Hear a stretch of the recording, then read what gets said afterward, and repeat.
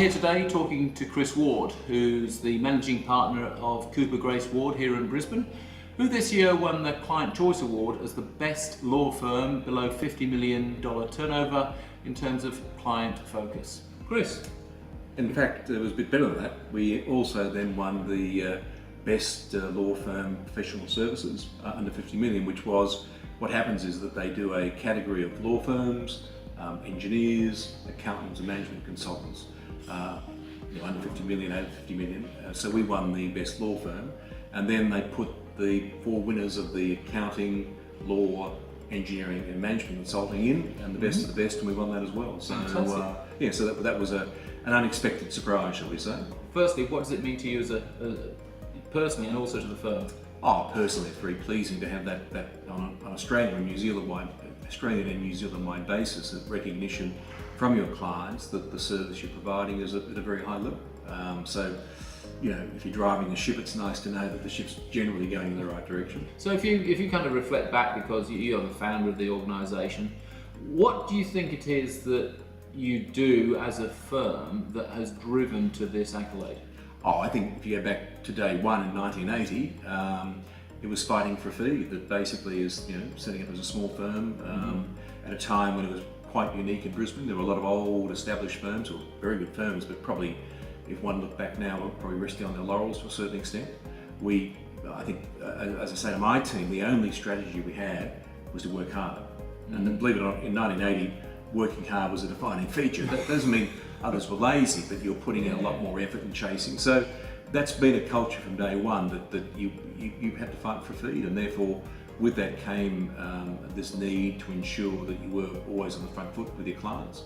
And to that extent, you needed to then make sure that client service was at the highest level. But having said that, to be fair to everyone now, that with the development of so much significant strategies out there, the marketing, the technology, and like it or not, the way in which clients do use the tender process. So if you sort of fast forward, let's assume that the accolade is probably more of a result of maybe the last 3 to 5 years. Yeah, I'd say from particularly about 2008. If you ask me, about the last 10 years. 10 years. Yeah. And what is it that you think in that period that's driven this? In 2007, 2008, I took over as managing partner in 2005, and we were just looking to sort of to sort of make sure we understood where we were in the marketplace and what our team thought of it. So we spent a lot of time around our cultures, our values, our strategic focus, and we undertook an exercise and we probably felt that when we look back now that maybe there was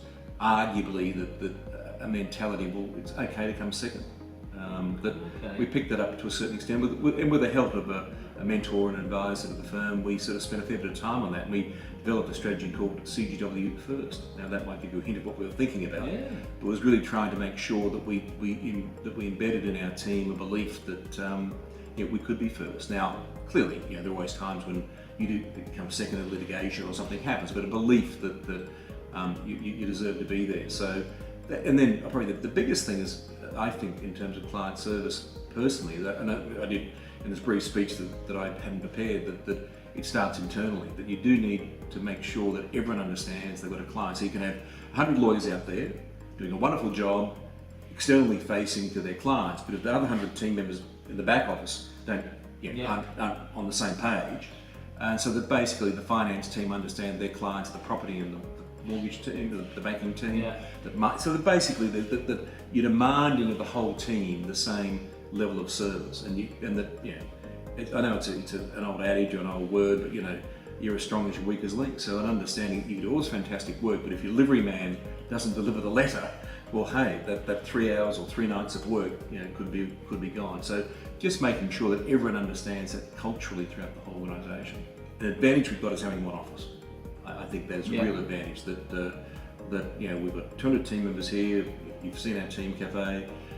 Once a month I can stand there and eyeball 200 team members, and tell them what's going on. We have and a lot of communication. I think that having one office, a lot of internal communication, very few secrets, but expecting a lot. And I must confess, at times I think we could be better at that. There's no question about it. I shared with you a story this morning where perhaps where you don't act on something becomes almost your benchmark. Right? You do all these wonderful things up here, and on one area you're not acting, well, Yeah. like it or not, that becomes your benchmark, which is, sort of resonated with me as well. So So I've been involved in maybe 2 or 3 events, which again are not that common in the legal sector, I think, where you've had everyone from yourself through the other partners, through the senior associates, right down to the most junior people in a room, having incredibly open and honest conversations.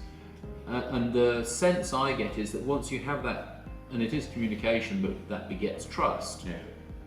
the behaviour that people demonstrate internally will then be mirrored externally. Yes. I think the day after you won the award, I kind of put this challenge to you, and I said, okay, so how do you make sure you win it again next year? It is constantly reminding your team of what's important. A lot of it's around communication, leadership, and just remembering that those what got us there. There are a whole lot of series of small things that it will be unfortunately that e.g. the billing letter that isn't clear. It could be it could be the best job in the world. Yeah. But the client gets the billing letter and it just doesn't make sense, or there've been some inaccuracies in there just by accident, oversight.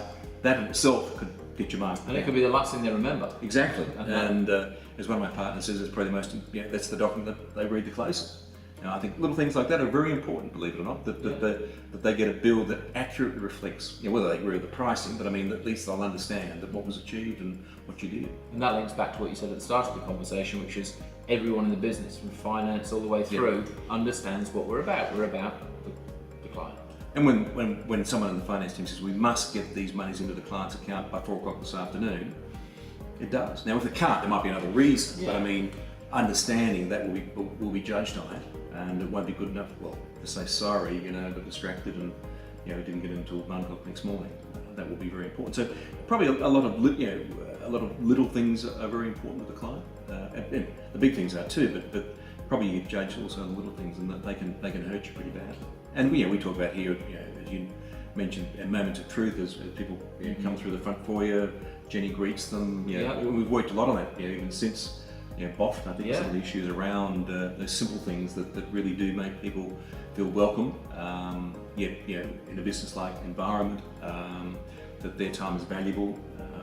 E.g. not having a client sitting there waiting for 15 minutes, twiddling their thumbs. Making sure they can find the building the correct way.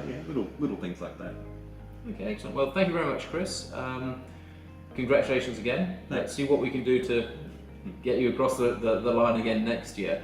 I guess my closing comment is that the other thing that I've seen in Cooper Grace Ward that I think is critical is I've probably not worked with a law firm before where everybody is open to new ideas. Not necessarily take them on board, but open to new ideas. And that openness to change, to new ways of thinking, to client relationships is part of how you build the trust internally, how you build the communication, also then how that manifests with the clients.